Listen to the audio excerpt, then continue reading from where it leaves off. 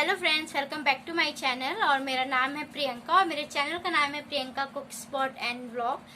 तो आज ना मैं कोई व्लॉग लेके आ रही हूँ और ना ही मैं कोई आपको कुकिंग दिखाने वाली हूँ। एक्चुअली हुआ क्या ना, आज मंडे है और सारी चीज़ें मैंने कर ली हैं, घर के सारे काम ख़त्म हो गए हैं। तो फिर मैं अपने बेटे को इस टाइम पे थोड़ी देर पढ़ने के लिए बैठती हूँ। अभी जस्ट मैंने उसे पढ़ा के उठाया है। तो पढ़ने बच्चे को मैं पढ़ाती हूँ। मैंने सोचा ना कि आपके साथ में, क्योंकि मेरा एक बेबी है और कई ऐसे लोग होंगे जिनके छोटे बेबी होंगे जो अभी स्ट्रगल कर रहे होंगे कि बच्चों को किस तरीके से पढ़ाएं, किस तरीके से उनमें ना पढ़ने की जो बोलते हैं ना इच्छा है, जो लगन है, इंटरेस्ट है, वो किस तरीके से बढ़ाएं। काफ़ी माएँ जो रहती हैं, काफ़ी मदर्स रहती हैं, वो इसके लिए काफ़ी परेशान होती होंगी। मैं भी बहुत ज़्यादा परेशान थी। लेकिन देखिए, सारे जो बच्चे रहते हैं ना, उनके पढ़ने का तरीका, उनका नेचर सब काफ़ी डिफरेंट रहता है और एक माँ ही रहती है जो अपने बच्चे को अच्छे तरीके से समझती है। तो मेरा जो बेटा है वो अभी 4 साल का है और मैंने उसे अभी नर्सरी में डाला है। उसकी भी एक स्टोरी है जो मैं आपको अभी बताऊंगी। तो कभी भी जैसे मैं, कोई ज़रूरी नहीं है कि जिस तरीके से मैं आपको बता रही हूँ आपका बेटा उसी तरीके से पढ़ाई करे या उसी पैटर्न को आप भी फॉलो करें। लेकिन जो मैं बताऊंगी, हो सकता है उसमें से अगर 1% भी किसी को हेल्प हो जाए पढ़ने में, तो उसके लिए बहुत ही ज़्यादा बेनिफिशियल होगा। मेरे लिए बहुत ही ज़्यादा बेनिफिशियल होगा। मुझे बहुत खुशी होगी कि मेरे इस वीडियो की किसी ना किसी को तो हेल्प हुई। तो इसलिए मैं ये वीडियो बनाना चाह रही थी। मैं ना फैन बंद करने के लिए गई थी, क्योंकि ना फैन की आवाज़ आएगी ना तो वीडियो में ना डिस्टरबेंस होगा। तो मैं वही बोल रही थी कि अगर मेरे इस वीडियो से किसी को भी थोड़ी सी भी हेल्प हो जाएगी ना, तो मुझे बहुत ही ज़्यादा अच्छा लगेगा, या किसी भी मदर की इससे हेल्प हो जाएगी। तो देखिए, सारे बच्चों का जो तरीका रहता है वो बहुत डिफरेंट रहता है। सब बच्चे अलग रहते हैं, यूनिक रहते हैं। सब बच्चों में कुछ ना अलग अलग स्पेशल चीज़ रहती है। वो चीज़ें ज़्यादातर एक माँ ही जो रहती है, जो समझ सकती है या उसे पहचान सकती है। तो मैंने कभी भी अपने बेटे को ना किसी चीज से कंपेयर नहीं किया कि उसका बेटा ये कर सकता है, उसका बेटा वो कर रहा है, तो मेरा बेटा क्यों नहीं कर रहा है।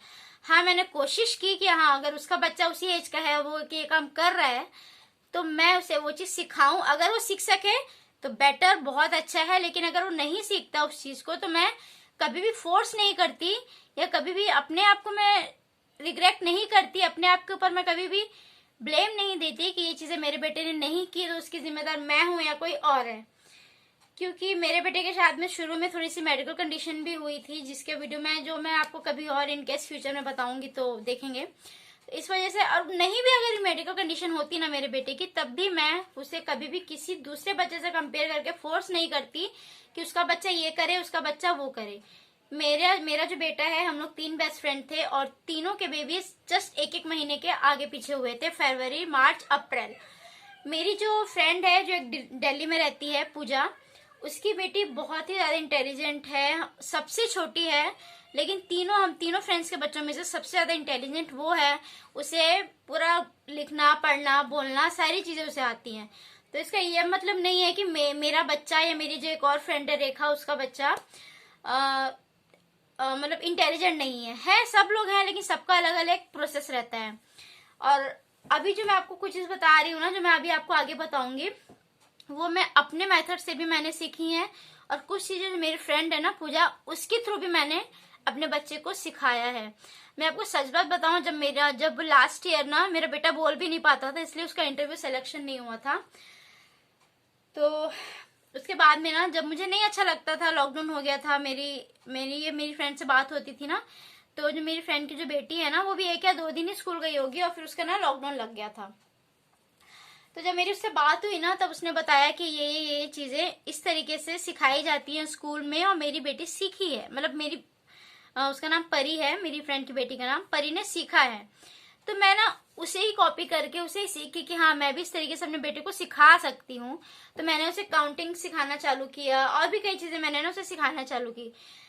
मैंने उसको शुरू में इसलिए नहीं सिखा पा रही थी क्योंकि मेरा बेटा ना बोलता नहीं था, वो बोलना थोड़ा सा लेट चालू किया। और फिर जब मैंने सारी चीजें सिखाना चालू की ना, तो 4 से 6 महीने में उसने पूरा ए से लेके जेड तक, 1 से लेके 30 तक, और अ से लेके पूरा मेरे ख्याल से च या छ तक अभी तक वो पूरा बोल लेता है, मुंह से बोल लेता है, लिख वो अभी भी नहीं पाता। लेकिन परी है जो मेरी फ्रेंड की बेटी, वो लिख भी लेती है। तो अभी लास्ट ना 15-20 दिन पहले मेरी उससे बात हो रही थी ना, तो ये लिखने का मैंने उससे पूछा कि तूने लिखना कैसे सिखाया था परी को। तो पूजा ने ना मुझे कुछ पैटर्न बताए, कुछ चीजें मुझे व्हाट्सअप की, जिसके थ्रू ना मुझे आइडिया मिला, और मैं अपने बेटे को ना उस पैटर्न से सिखाने लगी, और मेरा बेटा सही में सीख गया। काफी कुछ उसने लिखना सीख लिया है। अभी वो लर्निंग प्रोसेस में है, अभी उसकी स्कूल चालू नहीं है। जो भी जितना भी उसने सीखा है वो सब मैंने उससे सिखाया है। एडमिशन ले लिया है मैंने, बुक्स वगैरह सब ले ली है। तो इसलिए मैं आपको भी बता रही हूँ ना, मैं स्टार्ट करती हूँ कि मैंने कैसे उसे सिखाया था, लेकिन मैं आपको भी बता रही हूँ ना, आपको सिर्फ उसे आइडिया लेना है। आप अपने बच्चे को फोर्स मत कीजिएगा, या ये मत करिएगा कि इस तरीके उसका बच्चा ये करता है तो मेरा बच्चा भी ये करे, क्योंकि सीखेंगे बच्चे थोड़ा देर से सीखते हैं, लेकिन जरूर सीखते हैं। तो चलिए फिर चालू करते हैं कि मैंने किस तरीके से अपने बच्चे को सिखाना चालू किया है। तो देखिए, सबसे पहले तो आप बच्चों को बोलना सिखाइए। कोई जरूरी नहीं है कि आप बच्चे को बैठे और 1 घंटा आधा घंटा बैठ के उसे सिखाएं, कोई जरूरी नहीं है। मैंने अपने बच्चे को कैसे सिखाया था मैं आपको बताती हूँ। दोपहर के समय में जब मेरे घर में सभी आराम करते हैं ना, मेरा बेटा जल्दी ज्यादातर सो जाता है, उस समय मैं सो के उठ गया रहता है 2 बजे के करीब, 2 से 3। और उस समय ना मेरे घर वाले, मेरे father in law, mother in law, मेरी सिस्टर इन लॉ सब आराम करते रहते हैं। तो मैं उसे अपने रूम में लेके बैठे रहती थी। हमेशा मेरी शुरू से आदत है कि मतलब आदत क्या है, मतलब उसे लेके बैठे रहती थी ताकि किसी की नींद खराब ना हो। दिन भर से काम करते रहते हैं तो दोपहर में रेस्ट करना भी जरूरी है, और बच्चे तो सोने नहीं देते। फिर मैं दोपहर में उसे लेके बैठती थी, उससे मैंने ना ओरल पढ़ाना सिखाना चालू किया। ओरल, मुंह से पोएम गा के, गाना गा के, लोरी गा के, या ABCD जो भी चीजें रहती थी वो सारी चीजें ना मैंने उसे ओरल सिखाना चालू किया, जिससे उसने बोलना भी जल्दी सीखा। उसने सारी चीजें बोलनी सीख ली, ए से लेके Z तक, और सारी चीजें। तो इस तरीके से सबसे पहले आप अपने बच्चे को ये चीजें सीखें कि आप जब भी कुछ भी काम भी कर रहे हैं ना, बच्चे से बात करते रहिए, बोलते रहिए, बच्चे बहुत जल्दी सीख जाते हैं। उसके बाद में फिर जब उसके लिए ना कुछ बुक्स वगैरह थी जो उसके पापा लेके आते थे, उन बुक से मैंने उसे पढ़ाना चालू किया, जिससे ना उसको इंटरेस्ट भी आता है, वो पढ़ता भी है। तो मैं आपको सारी ना बुक्स दिखाती हूँ, और कुछ पैटर्न है जो मैंने अपने थ्रू या कहीं से यूट्यूब से देख के इस तरीके से मैंने पैटर्न बनाया था उसे सिखाने के लिए। तो चलिए फिर अब मैं आपको दिखाती हूँ। ये ना मैंने कुछ चीजें रखी हुई थी, ये सारी तो इसकी स्कूल्स की बुक है जो आई है ना, ये सारी स्कूल की है। मैं ना, हाँ देखिए, ये ना इस तरीके से कलरिंग की बुक आती है। तो कलर वगैरह देखिए, ये आपको दिख रहा है, ये इससे ये सब चीज तो आप छोड़िए, ये सारी चीजें तो अलग चीजें देखिए, जो अंदर जो कलर चाहिए छोड़िए। ये आपको दिख रहे हैं ये सारी चीजें, ये जो पैटर्न आपको दिख रहे हैं ना डब्बे डब्बे टाइप के, ये सारी चीजें ना मैंने बनाई थी इसे सिखाने के लिए मेरे बेटे को। देखिए, होता क्या है ना कि छोटी चीजें ना बच्चे बहुत कम सीखते हैं। अगर यही चीज मैं किसी छोटी चीज को बना के दिखा दी ना, छोटा सर्कल या छोटा बॉक्स, तो वो उतनी जल्दी ना नहीं सीख पाते। तो ये इस तरीके से ना इसे बड़ा बनाने से बच्चे सीख जाते हैं। तो आप एक कोरा पेज ले लीजिए, मैंने तो बुक के पुट्ठे पे ही बना लिया था पीछे जो रहता है, और इस बॉक्स बना के ना मैंने कलर सिखाने के लिए इस पैटर्न का यूज किया था। ये मैंने खुद बनाया हुआ है, और भी मैं दिखाऊंगी एक और तरीका से, शायद बुक यहाँ नहीं है, मैं लेकर के आती हूँ वो बुक। हाँ जी, तो ना मैंने बुक ला ली है, मैं आपको दिखाती हूँ। ये ना एक सिंपल जैसे ड्राइंग बुक्स आती है ना, ये वही है ये सब। तो मैं ना आपको दिखाती हूँ, ये देखिए इस तरीके से आप देख रहे हैं ये पैटर्न। ये इस तरीके से भी ना आप ड्राइंग बुक पे ऐसा सर्कल बना के भी आप अपने बच्चे को ना कलर सिखा सकते हैं। एक्चुअली होता क्या है ना, आप लोग देख लीजिए, ऐसा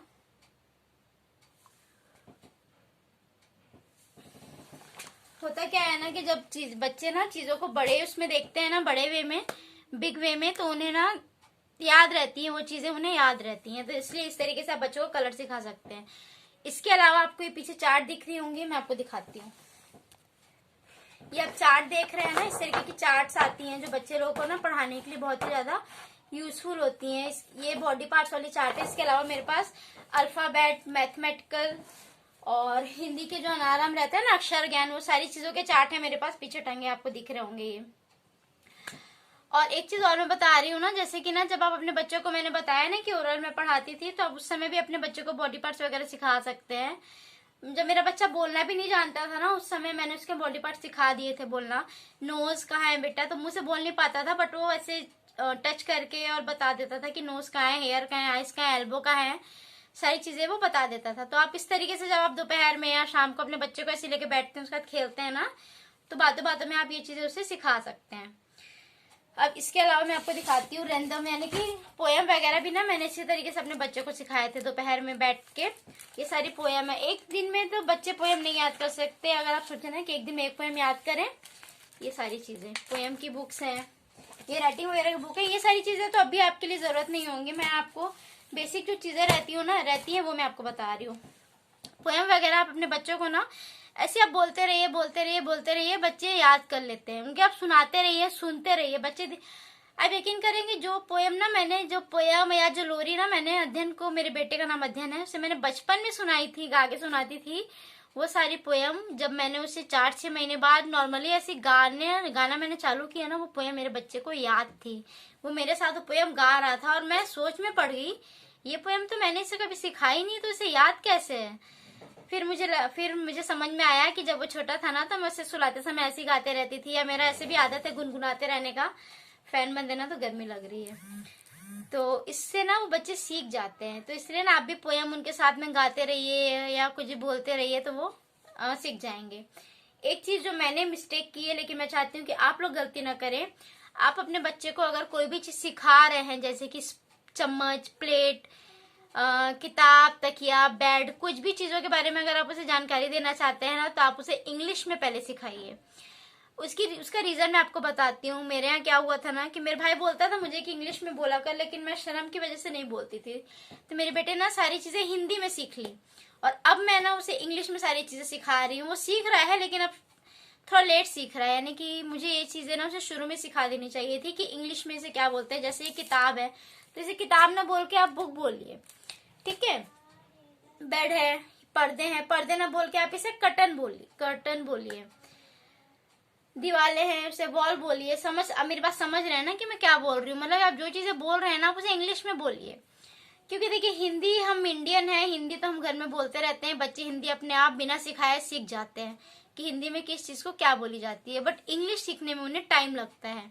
इसलिए ना अगर आप इंग्लिश वर्ड यूज करेंगे, आप मत सोचिए कि आपको सामने वाला क्या बोल रहा है, सोचेगा कि सामने वाला दिखावा कर रहे हैं या ज्यादा इंग्लिश वाले बन रहे हैं। आप मत सोचिए ये सारी चीजें। स्पून है, आप इस चीजों को स्पून बोलिए, चम्मच मत बोलिए। चम्मच बच्चा अपने आप सीख जाएगा। घर में बड़े बुजुर्ग और हम खुद नॉर्मल लैंग्वेज में स्पून नहीं बोलते, चम्मच ही बोलते हैं। चद्दर वगैरह, इसको बेडशीट बोलिए, प्लेट बोलिए, थाली बोलिए। मतलब ये सारी चीजें बच्चे सीख जाते हैं, अपने आप ही सीख जाते हैं, जो हिंदी की चीजें रहती हैं। तो इसलिए हम इंग्लिश में अगर बच्चों को सिखाएं तो वो ज्यादा बेटर है, हिंदी वो अपने आप सीख जाएंगे। ये मिस्टेक आप मत करिएगा। तो ये कुछ पॉइंट थे जो मैंने बताया। आई होप कि आपको समझ में आया होगा। मैंने पूरी कोशिश की है अपने तरीके से आपको समझाने की। और मैं लास्ट में फिर वही चीज बोलना चाहती हूँ, आप अपने बच्चों पे कभी बर्डन मत डालिए कि उसका बच्चा ये सीखता है, आपको ये सीखना है, आपको इतना % लाना है। आगे भी जब आपके बच्चे जाएं तो आप नॉलेज पे ध्यान दीजिए कि आपके बच्चे को नॉलेज कितनी है। नंबर्स पे या मार्क जो आते हैं ना, उस पे आप मत ध्यान दीजिए। आप ध्यान दीजिए कि आपके बच्चे को नॉलेज कितनी है, आपका बच्चा कितनी जानकारी रखता है, क्योंकि जानकारियां आगे काम में आती हैं। आप तो बड़े हैं, आपको पता होगा, इंटरव्यू में आपके % देखे जाते हैं, बट हमेशा आपके उतने % नहीं देखे जाते हैं। आपका इंटरव्यू लिया जाता है आपकी नॉलेज को चेक करने के लिए। तो आई होप कि आपको मेरी बातें समझ में आई होंगी। अगर ये वीडियो आपके लिए किसी भी तरीके से यूजफुल रहा हो, तो आप इस वीडियो को लाइक करें, शेयर करें और सब्सक्राइब करें। आशा करती हूँ आपको मेरी इस वीडियो से काफी जानकारी मिली होगी। तो मिलते हैं फिर एक नए वीडियो के साथ में। तब तक आप सभी रखिए अपना ढेर सारा ख्याल, घर में रखिए, सुरक्षित रहिए।